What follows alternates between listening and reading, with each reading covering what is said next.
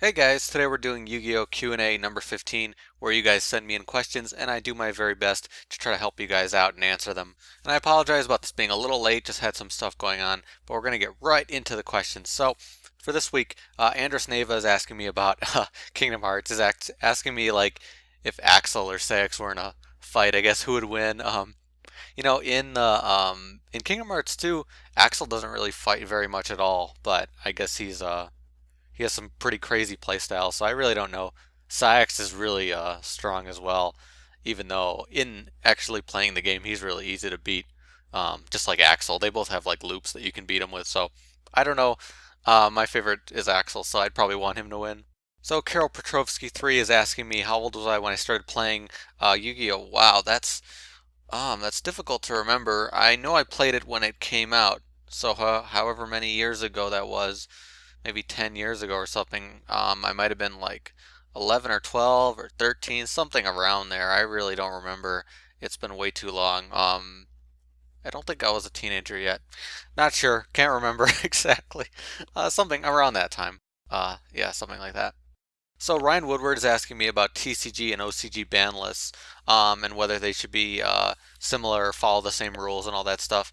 Um, so this question's pretty easy to answer, in my opinion. Ban lists should apply to what's currently in the game, and because TCG and OCG have different cards that are actually in the game, they should always have a separate ban list. If they both have had access to all the same cards, that would be a different story. But the ban lists are supposed to be based on what's currently in the game, so it can apply to different archetypes that come out or in response to other new cards. So I think the ban lists are fine being separate. I know it can be confusing, but if the cards are going to always be separate, then that's just how it has to be to make the game more balanced. Um, but it's also a thing that in different areas or regions, certain decks might be more popular. They might see more play, so it might make more sense to put ban lists in a different way for that, like to just outright limit cards that are way too powerful that are getting really big play in certain regions. I'm not as interested in that part of it, but like I said, when the cards are different, you need a different ban list, and that's just how it goes. Kind of in a similar vein, Simply Yu-Gi-Oh! Is asking me personally about OCG decks and why I'm kind of adverse to them and why I don't play them and that kind of thing. So I just want to address this completely. So as far as the OCG goes, I do follow it completely. I keep an eye on new archetypes. I know all about, well, I don't know all about, but I know a lot about the new archetypes that are coming out, like Super Heavy Samurais and Shaydolls and Telenites and Endermates and all that stuff. Um, so I know, a bit about what's going on. I do follow the cards. I am interested in them, and I want to know what they're going to do when they do come out. As far as why I don't play with them, there's a few different reasons. So first off, the way that we kind of have access to OCG is very kind of splintered. It's not really complete. Dueling Network and Devpro get cards at different times, and we get OCG either way too early, way too late. Um, Cards are supposed to be released together in a pack, and it usually doesn't work like that when they get released to us online. So overall, the the OCG doesn't really make sense in the way we're playing it, so we don't really get a good sense of being able to use those cards. So going online and trying out those decks really won't give you a good opinion of how the deck works and how it should play in whatever meta that's going to be. So that's one of the reasons I do that.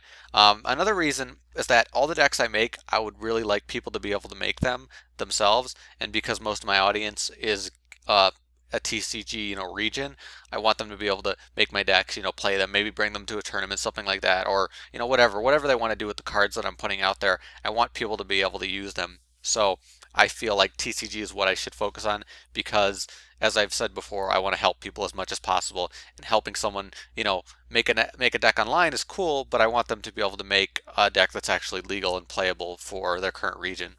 And I don't have anything against OCG at all. I do have opinions on it, whether certain things are better, whether the ban lists are right, and all that stuff.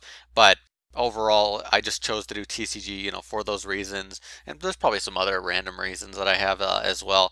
But nothing against it. And like I said, I do follow it. I wouldn't say I play it, but I follow it enough to where I can understand how it will play and do that. So I don't need to practice with it, all the time just to know what it'll be like when it comes out.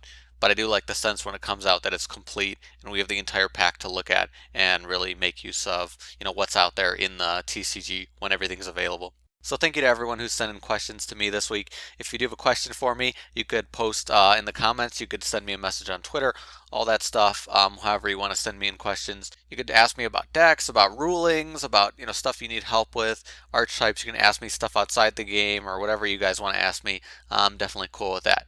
But as always, thank you guys for watching. I'll see you later.